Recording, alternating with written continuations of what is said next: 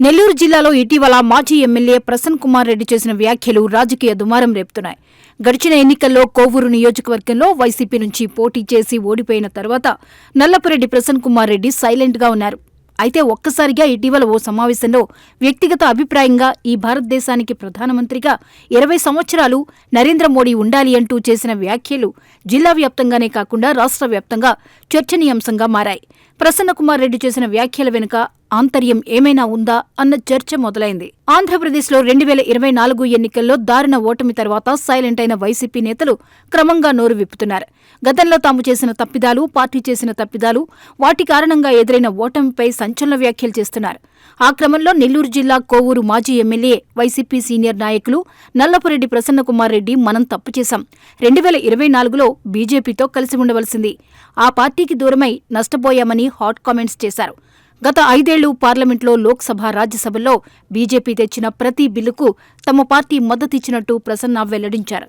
Election ముందు బీజేపీని దూరం చేసుకుని జగన్ అతిపెద్ద తప్పిదాన్ని చేశారని ప్రసన్న చేసిన వ్యాఖ్యలతో వచ్చే ఎన్నికల నాటికి బీజేపీలో చేరి పోటీ చేయాలనే ఆలోచనలో ఉన్నారా అన్న చర్చ జరుగుతోంది.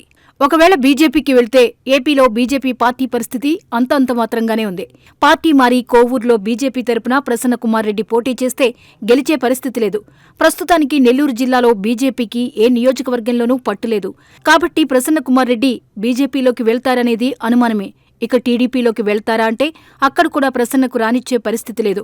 వైసీపీ అధికారంలో ఉన్నప్పుడు అనేకసార్లు ఆయన చంద్రబాబుపై పరుష పదజాలంతో విమర్శలు చేశారు. ఇటీవల పార్టీ ఓటమికి కారణాలపై మాట్లాడినప్పుడు కూడా చంద్రబాబుపై పరుష పదజాలంతో విరుచుకుపడ్డారు. ప్రస్తుతం కోవూరు నియోజకవర్గంలో టీడీపీ ఎమ్మెల్యే వేమిరెడ్డి ప్రశాంతిరెడ్డి బలం పెంచుకుంటున్నారు. కాబట్టి టీడీపీలోకి వెళ్లే ఛాన్స్ లేదు. రాష్ట్రంలో ప్రస్తుతం కూటమి ప్రభుత్వం అభివృద్ధి విషయంలో ముందున్నా సంక్షేమ పథకాల అమల్లో జాప్యంపై ప్రజల్లో కొంత వ్యతిరేకత ఉంది. దాంతో వచ్చే ఎన్నికల్లో బీజేపీతో కలిసి పోటీ చేస్తే బాగుంటుందని మాజీ సీఎం జగన్ భావిస్తున్నారేమో అని రాజకీయ వర్గాల్లో చర్చ నడుస్తోంది. మోడీ, అమిత్ షాలకు దగ్గరవ్వాలన్న ఉద్దేశంతోనే నల్లపురెడ్డితో జగన్ ఈ వ్యాఖ్యలు చేయించారన్న అనుమానాలు వ్యక్తమవుతున్నాయి. మరోవైపు గతంలో అమిత్ షా తిరుమలకు వస్తే చంద్రబాబు రాళ్లు, చెప్పులు వేయించారని నల్లపురెడ్డి ఆరోపిస్తున్నారు. అలాగే గుజరాత్లో మోడీ సీఎంగా ఉండగా ఆయన్ను హైదరాబాద్లో అడుగుపెట్టనివ్వనని చంద్రబాబు చెప్పిన విషయం కూడా గుర్తు చేశారు. ఇన్ని చేసిన చంద్రబాబు అంటే మోడీ, అమిత్ షాలకు సదభిప్రాయం లేదని నల్లపురెడ్డి చేసిన వ్యాఖ్యలు బీజేపీ నుంచి టీడీపీని దూరం చేసే వ్యూహంలో భాగమే అంటున్నారు. ఎన్డీఏకి వైసీపీని దగ్గర చేయాలనే ఆలోచనతో మైండ్ గేమ్ ఆడుతున్నారన్న చర్చ సాగుతోంది.